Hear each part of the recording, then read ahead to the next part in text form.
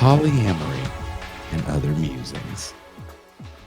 I found our guest today not from his writings in esteemed publications or appearances on Big Time Left podcasts, but a place where I usually don't find much to get excited about: Twitter. Our guest, Tyler Austin Harper, showed up on my radar after he commented on the New Yorker's how-to guide on polyamory. I had no idea until I searched for his original tweet that I saw that he wrote a piece in The Atlantic about the poly lifestyle and who is reaping the most benefits from his book review of More, a memoir of an open marriage. This culture would have us believe that interminable self-improvement projects navel gazing and sexual, oh God, I don't have my glasses, so I can't see that far, are the new face of progress. The climate warms, wars rage, and our country lurches toward a perilous election. Yes. All problems that require real action and progress. And somehow, you do you has become the American ruling class's 3-word Bible. Please welcome Professor of Environmental Studies at Bates College, Tyler Harper. What's up, man? Sorry I botched your quote.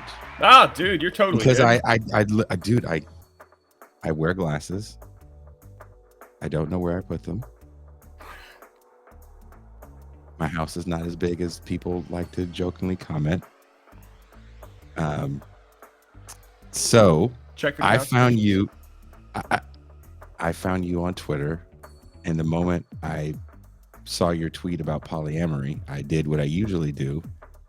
I hit up Bert Cooper. And Bert go, oh yeah, I know that guy. Well, I don't really know that guy, but I know that guy. And we had this whole conversation. I was like, well, should I get him on the show? He's like, yeah, you should get him on the show. You should totally get him on the show. Oh, well, tell him I said thanks. He's great. I hope he's watching, but I will pass it on. He might not be watching.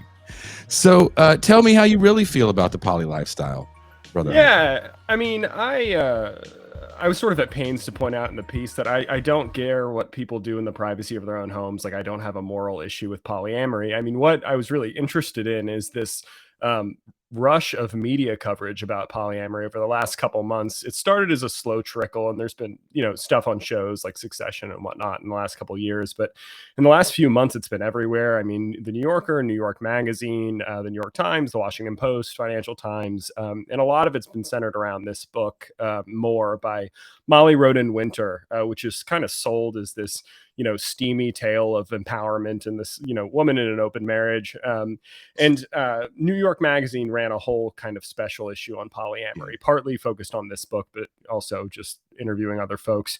And it was just so overwhelmingly focused on like rich white Brooklynites, and that I found it just extraordinarily galling that, and the packaging for this, right, was that this is politics, right? This is like, these people are expressing themselves and, on a personal journey, and it's like political and it's enlightened, blah, blah, blah. And it was really clear that there's nothing at all political about it.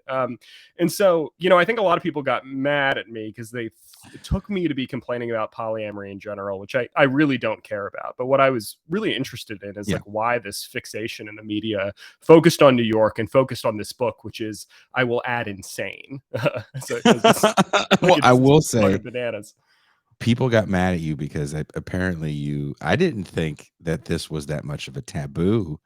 And in reading your piece and even reading the things you had wrote, you would always like preface your tweet by saying, look, I don't really care what you do. I don't have anything against I really the lifestyle. Like almost every time, but it didn't matter. You were quote tweeted and, thousands of, comments and likes and hates later, which, I found fascinating. I even hit up Catherine Liu about you. I was like, do you know this guy? Oh, Catherine's great. I'm a big Catherine fan. That's awesome. People went so far as to say that you weren't even black. They Joe Biden'd you.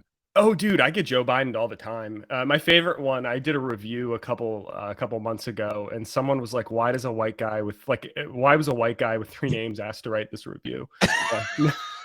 I actually really like that one. Some of them are pretty funny. Like, I mean, as long as they're like funny, I think it's great. But yeah, I get Joe Biden a lot. Yeah, that I was like, damn, they're Joe Biden the hell out of this guy, and he didn't even say anything mean. I can imagine if he was actually mean. I thought what you had to say on Twitter is, it's the Atlantic. I know you can only go so deep, Mhm. but it wasn't just New York socialites you were talking about. You were talking about kind of a class politics that enables you to have a certain amount of freedom. Mhm. In your piece, you talk about something called therapeutic libertarianism.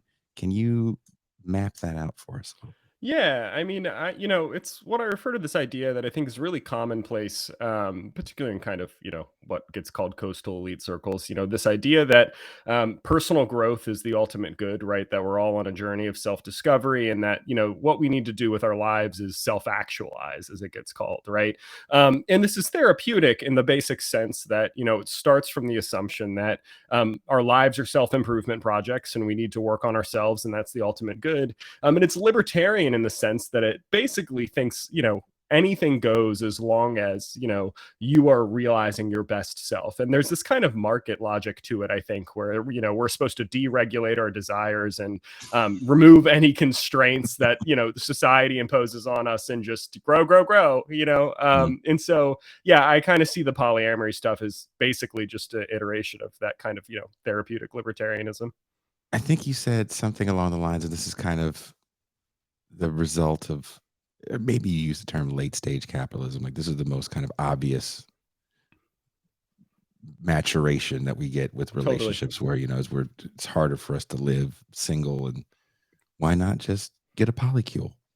Yeah, I think what bothers me about the way this has gotten talked about in the media and covered on Twitter and so on is exactly that, right? Like it's often the enthusiasm for polyamory that you're seeing in these like kind of elite magazines and circles is often kind of masking problems stemming from inequality, right? So you'll read these articles about how young people are more sexually enlightened and they have multiple partners and they're living all in one house together and blah blah blah, and then you like dig deeper and it's like, well, they're all poor and they have no money, and like that's not to like denigrate the Yeah. choices they want to make in their romantic lives. That's whatever. But like, it often seems to me that these things are symptoms of the hollowing out of the social safety net and like, Mhm. wage stagnation and all these and the housing crisis. Right. And like, rather than be like, oh, this seems like a problem, people are like, oh, well, just it's great. The kids are fixing this by living six to a house in their polycule. Right on, Fuck the problems away.